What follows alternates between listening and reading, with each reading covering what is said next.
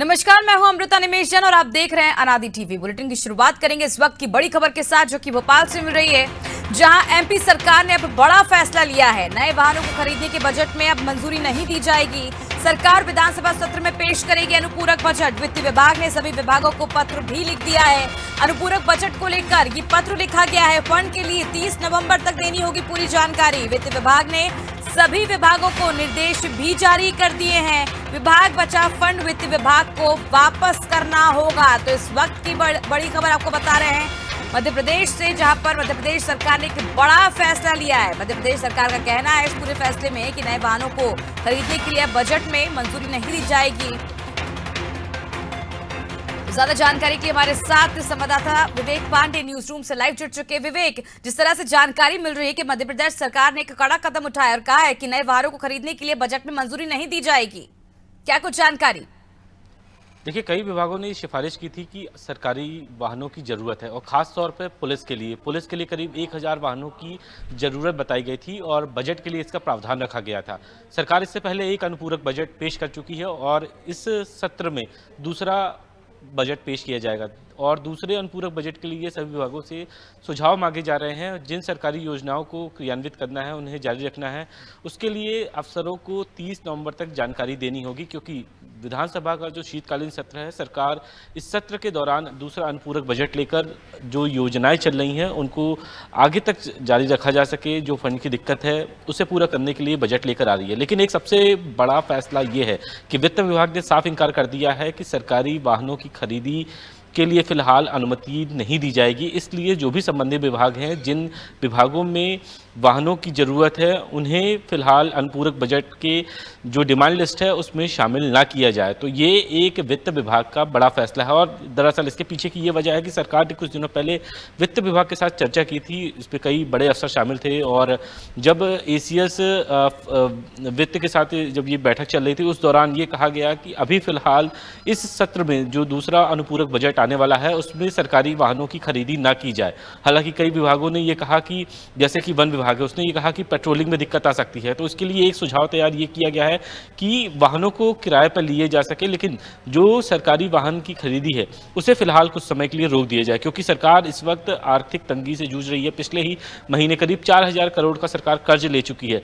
ऐसे में सरकार के पास मुसीबत इस बात की है कि फंड कैसे इकट्ठा किया जाए, क्योंकि चुनावी साल अगले साल है और उसमें जो सरकारी योजनाएं हैं उन्हें बेहतर तरीके से अमली जामा पहनाया जा सके। इन तमाम विषयों को ध्यान में सरकार ने रखा है और यही वजह है कि सरकारी वाहनों की खरीदी पर फिलहाल रोक लगा दी है। दूसरा अनुपूरक बजट सरकार इसलिए लेकर आना चाहती है क्योंकि जो पहला अनुपूरक बजट है उसके तहत जो मद तय किए गए थे उसमें अब हितग्राहियों की संख्या ज़्यादा हो गई है। पिछले दिनों सरकार ने मुख्यमंत्री जन सेवा अभियान की भी शुरुआत की थी। इसमें लाखों ऐसे जो हितग्राही हैं वो शामिल हुए हैं। अब उन्हें योजनाओं का लाभ देना है। अब योजनाओं के लाभ देने के लिए राशि की ज़रूरत है। ऐसे में अनुपूरक बजट सरकार लेकर आना चाहती है और इसी अनुपूरक बजट में कई ऐसे जो जिन्हें वित्त विभाग खरीद कर चुका, उनमें एक ऐसा भी ये प्रस्ताव है कि सरकारी वाहनों की खरीदी फिलहाल नहीं की जाएगी। तो ये इस लिहाज से सरकार के करीब 200 करोड़ रुपए की जो बचत है वो सरकारी वाहनों को ना खरीदने की वजह से हो जाएगी। विवेक, जिस तरह से आप जानकारी दे रहे हैं, कहीं ना कहीं सरकारी वाहनों को ना खरीदने की वजह से जो बात निकलकर सामने आ रही, कहीं ना कहीं इससे नुकसान होगा। क्या कुछ नुकसान भुगतना पड़ सकता है? क्योंकि अगर निगम की बात की जाए तो वहाँ पर भी कई तरह की दिक्कतें सामने आती हैं, चाहे सफाई की बात हो, चाहे भोपाल को नंबर 1 क्लीन सिटी बनाने की बात हो, कई तरह के मुद्दे सामने आएंगे। इससे कहीं ना कहीं इसका प्रभाव आने वाले चुनावों में भी पड़ता हुआ नजर आएगा। बिल्कुल, चुनावी साल है और सरकार की यही कोशिश रहेगी कि किसी भी वर्ग को नाखुश ना किया जाए और सरकार इसी लिहाज से ये अनुपूरक बजट लेकर आ रही है। ग्राम पंचायत हो या नगर सरकार हो या जिलों की समस्याएं हो, इन तमाम समस्याओं को निपटाने और उनकी मांगों को पूरा करने के लिए सरकार ये अनुपूरक बजट लेकर आ रही है। खासतौर पर उन योजनाओं पर फोकस किया जाएगा और अनुपूरक बजट की पूरी राशि वहाँ दी जाएगी जहाँ पे जनहित से जुड़ी हुई योजनाएँ हैं। महिला बाल विकास है, इसके अलावा जो सड़कों की समस्याएँ हैं उस पर सबसे ज़्यादा फोकस किया जाएगा, क्योंकि ये पीडब्ल्यूडी ने दावा किया था कि करीब 1600 करोड़ रुपए का खर्च मध्य प्रदेश की करीब 6000 किलोमीटर की सड़कों को बनाने के लिए आएगा। इसके लिए हालांकि एशियन डेवलपमेंट बैंक से सरकार कर्ज लेने जा रही थी सड़कों के निर्माण के लिए, लेकिन अनुपूरक बजट में भी ये प्रावधान तय किया गया है कि सड़कों के निर्माण के लिए जो बजट है वो स्वीकृत किया जाए। इस लिहाज से सरकार ये दूसरा अनुपूरक बजट लेकर आ रही है। एक जो सबसे महत्वपूर्ण बात यह है कि कई ऐसी जो जनहित योजनाएं हैं जिसमें सरकार को फोकस करना है, उनके लिए ये विशेष प्रावधान रखा गया है। अनुपूरक बजट सरकार लेकर आएगी और जैसा कि पिछले पहले वाला अनुपूरक बजट होगा ये उससे अलग रहेगा और सरकार की यही कोशिश रहेगी कि अगला जो बजट साल 2023-24 के लिए जो तैयार होगा उसमें योजनाओं पे सबसे ज़्यादा फोकस किया जाए, क्योंकि सरकार इस बार कृषि बजट भी लेकर आ रही है। पिछले साल जो सरकार बजट लेकर आई थी उसमें चाइल्ड बजट और जो महिला सुरक्षा और इन तमाम विषयों को लेकर ध्यान में रखा गया था, उस पर फोकस किया था, लेकिन इस बार कृषि को भी शामिल किया गया है। यानी कि सरकार का जो फोकस है वो चाइल्ड, कृषि और जो महिलाओं से जुड़ी हुई जो स्वरोजगार की योजनाएं हैं उस पर रहने वाला है। विवेक, जिस तरह से आप जानकारी दे रहे हैं कि कृषि बजट भी इस बार लाया जा रहा है, जिस तरह से हमने पिछले दिनों देखा लगातार बीजेपी बचाव करती हुई नजर आ रही थी कि खाद को लेकर किसी तरह की कोई किल्लत नहीं, सिर्फ अफवाह फैलाई जा रही, लेकिन हमने देखा था किस तरह से किसान जो सड़कों पर उतर आए थे, बड़ा आंदोलन छेड़ दिया था। ये भी कहा जा रहा था कि दिल्ली में भी बड़ा आंदोलन करेंगे, लेकिन वहीं शिवराज सिंह चौहान ने आकर वहां पर किसानों को शांत करा। उन्होंने कहा कि हम आपकी समस्या समझेंगे, कृषि बजट भी अपनाया जा रहा है। क्या लगता है, किसानों को पूरी तरह से रिझाने का प्रयास किया जा रहा है, लेकिन अगर दूसरी तरफ अगर देखा जाए बेरोजगारी की बात एक बड़ा मुद्दा है, सड़क की बात की जाए, तमाम मुद्दे ऐसे हैं, आखिर इस बजट में क्या कुछ खास होगा जिससे जनता को इस बार लुभाया जा सके? देखिए, चुनावी साल में बजट बेहद दिलचस्प रहेगा। दिलचस्प इस लिहाज से रहेगा क्योंकि सरकार किसी भी वर्ग को नाखुश नहीं करना चाहती है और जो हमारे सूत्र बता रहे हैं ये है कि कर्मचारियों के लिए महंगाई भत्ते से लेकर जो सड़कों के निर्माण है या फिर बेरोजगार युवा हैं, उन तमाम व्यवस्थाओं के लिए सरकार इस पूरे बजट में प्रावधान करने जा रही है। और न सिर्फ बजट में प्रावधान किया जाएगा बल्कि चुनाव से पहले कई ऐसी जो सरकार की प्राथमिक योजनाएं हैं या एजेंडे हैं उनको पूरा किया जाए। इस लिहाज से सरकार इस बजट में प्रावधान करेगी। जो बजट की तैयारियां हैं वो अक्टूबर से ही शुरू हो गई थी और चीफ सेक्रेटरी ने इस बात को लेकर 2 बैठकें कर चुके हैं और ये बात कही जा रही है कि जनवरी में पहला बजट को लेकर जो अनुमानित बजट है उसके संबंध में मुख्यमंत्री के साथ चर्चा होगी। अब इस बजट में किस तरीके के अमेंडमेंट किए जा सकते हैं या पिछले साल की तरह इस बजट में कितने प्रतिशत का अनुमानित बजट तैयार किया जाता है, ये इस बैठक के बाद स्पष्ट हो जाएगा। लेकिन सरकार ने जो पिछले दिनों विभागों को जानकारी दी थी उसमें 3 अहम बिंदु शामिल थे। इसके अलावा जो अभी योजनाएं चल रही हैं उन योजनाओं में कितने प्रतिशत की बढ़ोतरी हो सकती है, इसको लेकर जानकारी मांगी थी। चुनावी साल के दौरान सरकार किसी भी ऐसे फैसले नहीं लेना चाहती है जिससे वोट बैंक पे असर पड़े और आदिवासियों के लिए सरकार इस वक्त सबसे ज़्यादा फोकस कर रही है। रोजगार से बात हो या फिर किसी तरीके की अन्य जो योजनाएं हैं उनको लागू करना हो। पेशा कानून पे सरकार ने पिछले दिनों फोकस किया था और इसका असर भी ये देखने के लिए मिला कि कई ऐसे ज़िले हैं जहाँ पे खुद मुख्यमंत्री ने कैंप किया और लोगों से बातचीत की और इसका फीडबैक भी बेहतर मिला।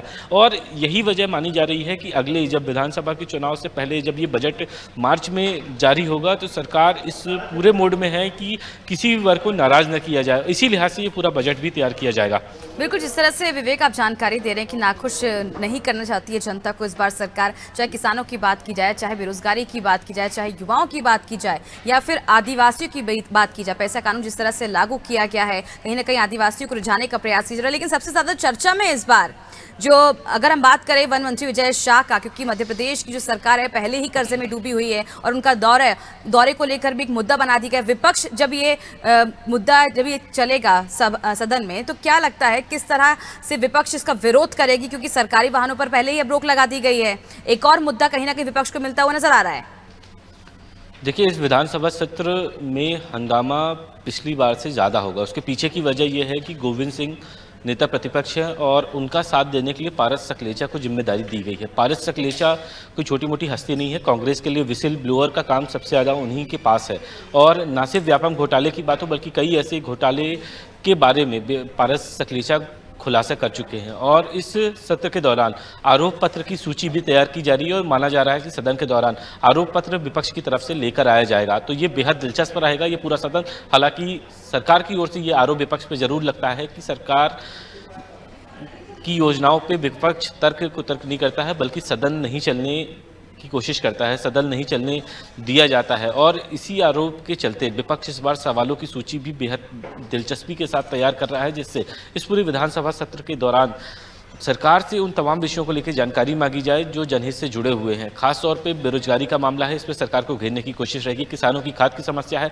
इस पर भी सवाल होंगे। और खास तौर पे बारिश से खराब हुई सड़कों की क्या स्थिति है, जनहित योजनाओं में क्या लाभ दिया जा रहा है, किस हिसाब से सरकारी कर्मचारियों के जो अन्य विषयों के मामले हैं, उन तमाम विषयों को लेकर सवाल सरकार से विपक्ष जरूर करेगा। बिल्कुल विवेक, आपसे एक आखिरी सवाल और करना चाहूंगी। जिस तरह से हमने देखा था पिछली बार कुर्ता फाड़ पॉलिटिक्स भी हमें देखने को मिली थी विधानसभा सत्र के दौरान, लेकिन इस बार जो सत्र है आप जिस तरह से जानकारी दे रहे हैं इससे ज्यादा हंगामेदार होगी, क्योंकि विपक्ष के पास कई ऐसे मुद्दे, चाहे बाढ़ की बात करें, चाहे जिस तरह से सड़कों की बात करें, चाहे बिजली की बात करें। बिजली विभाग में भी हमने देखा था किस तरह से निगम और बिजली विभाग के बीच में हमने अभी जो दूरियां देखी थी, जिस तरह से परेशानियां लोगों को उठानी पड़ रही थी। कई दिनों तक सड़कों पे स्ट्रीट लाइट नहीं थी और लोग काफी परेशान हो रहे थे। चाहे बेरोजगारी की बात करें, चाहे तमाम मुद्दे ऐसे हैं, विपक्ष कहीं ना कहीं इस बार सरकार को घेरने की लगभग पूरी तैयारी में है।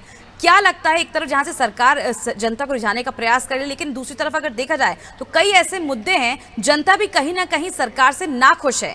क्या लगता है कि सरकार सिर्फ इस बजट के बलबूते इस बार जनता को रिझा पाएगी? देखिए, ये बड़ा सवाल है कि जनता सरकार पर भरोसा करती है या नहीं, ये चुनाव के वक्त ही तय हो जाएगा। क्योंकि अभी तक जनता की ओर से कोई भी विरोध सामने नहीं आया है, सिर्फ विपक्ष की ओर से हंगामा अभी तक किया जा रहा है। कारम डैम का मामला हो या फिर पोषण आहार का विषय हो, इन दोनों मामलों में ही सरकार को घेरने की कोशिश पिछले सत्र के दौरान की गई थी। और इस सत्र के दौरान जो सड़कों की समस्याएं हैं, बेरोजगारी का मामला हो या फिर भोपाल की सड़कों की स्थिति हो, बिजली का मामला हो, इन तमाम विषयों पे इस बार सरकार घेरने की कोशिश करेगी। और साल 2018 के पैटर्न में चुनाव से ठीक पहले घोटालों की सूची कांग्रेस जारी करने वाली है। ये एक महत्वपूर्ण जानकारी है और इस विधानसभा सत्र के दौरान स्पष्ट हो जाएगा कि कांग्रेस किन घोटालों को लेकर जनता के बीच जाएगी और इन्हीं घोटालों के इर्द गिर्द सरकार को घेरने की कोशिश करेगी। क्योंकि मुख्यमंत्री ने पिछले दिनों ये कहा था कि खाद को लेकर कोई समस्या मध्य प्रदेश में बनी नहीं है, लेकिन कई जिलों में देखा गया कि किसान खाद की समस्या के लिए घंटों लाइन लगाकर बैठे रहे और उन्हें खाद नहीं मिली।